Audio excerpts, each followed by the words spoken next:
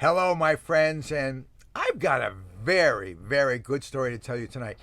It may make the book, it may not, I'm not sure, but it's a good story. You have to hear this from the beginning to the end, and you're going to sit there and say, "You gotta be kidding me." This goes back years. When I say years, I'd say probably about 7, maybe 8 years. It was actually before I moved to Miami. This is when I had a place in Palm Beach on South Ocean Boulevard. But of course, before I start, please have your friends subscribe to my channel, Rick Sykes 305. I really would appreciate it. But let me tell you this story. This is a cute little story, and it's pretty interesting. I was cruising around one day in Palm Beach on Worth Avenue, and went over to the Starbucks. When I was at the Starbucks, and a beautiful blonde was sitting there at Starbucks by herself. And I just ordered coffee, and I went near her, and I said, "Hey, can I join you?" And she, big blue eyes, she batted the blue eyes at me, and she goes, "Sure, sit down." So we exchanged names and, a 10-minute conversation, and she said she had to go, but she said, "Here, take my number." I said, "Great." I said, "I'd love to." So she gives me her number, and I said, I guess the rule of thumb is you wait 2 days, but I don't believe in rule of thumb. I called her that evening, probably about 4 hours later. So it was probably around 7 o'clock.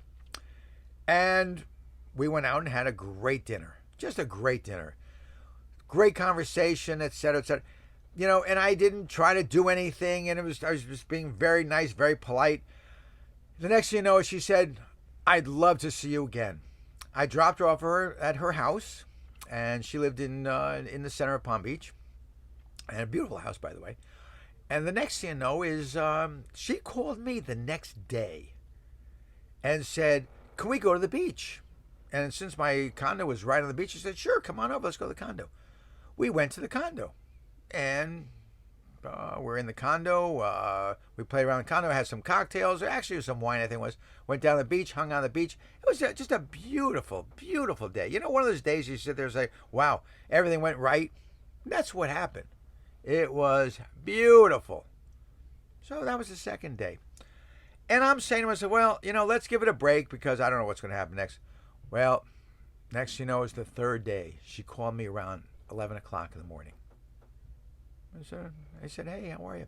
Now, you notice I'm not telling her name. And the reason I'm not telling her name is, believe it or not, she still calls me. And she still wants to see me. But when you hear the rest of the story, you're going to understand why I ain't seeing her again.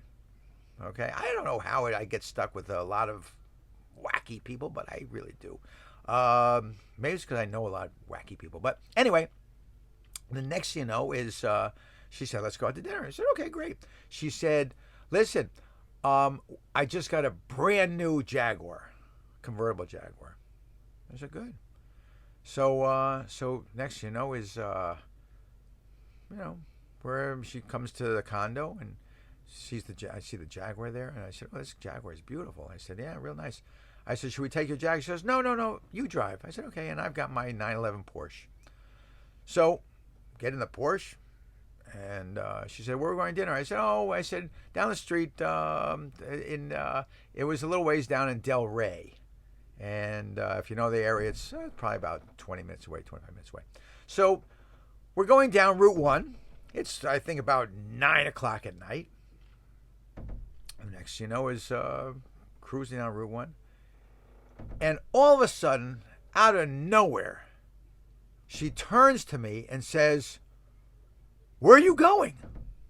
I looked at her, I said, "To the restaurant."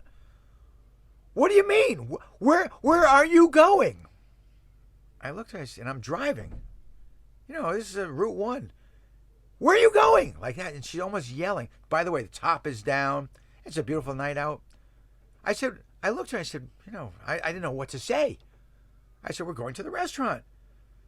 All of a sudden, out of nowhere, she takes her fingernails, digs them right into my wrist. I mean, so bad that my wrist started gushing blood. At first, I thought it was a joke. And then all I looked at her and said, "Are you crazy?" She looked at me. She said, "How dare you do this?" Remember, I didn't do anything. How dare you? I said, what's wrong with you? She goes, you brought me down here. I'm blonde. How can you do that to me? I looked and said, we're on Route 1. Then turn this car around and take me back. Now, I've got blood all over my car. I just turned the car around as quickly as I could. I don't know how fast I was going down Route 1, back to my condo. She jumps out of my car when we get to the condo, gets in her car, squeals out of there. I mean, laid rubber all the way down the road. That was it. Never heard from her. Until about 2 years later, all of a sudden it was, Rick, I miss you so much. Merry Christmas. I want to be with you. I really want to go out with you.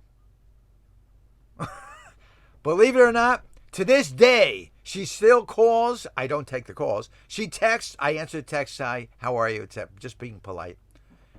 And that is one of the Rick Sykes stories. And I've got so many more of them. And they're all true. I won't tell you the names right now because these people are still around and some of them are pretty well known. This one is extremely well known.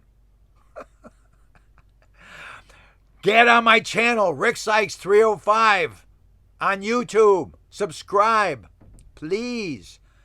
And then wait till you hear the more stories. There's a lot more. Okay.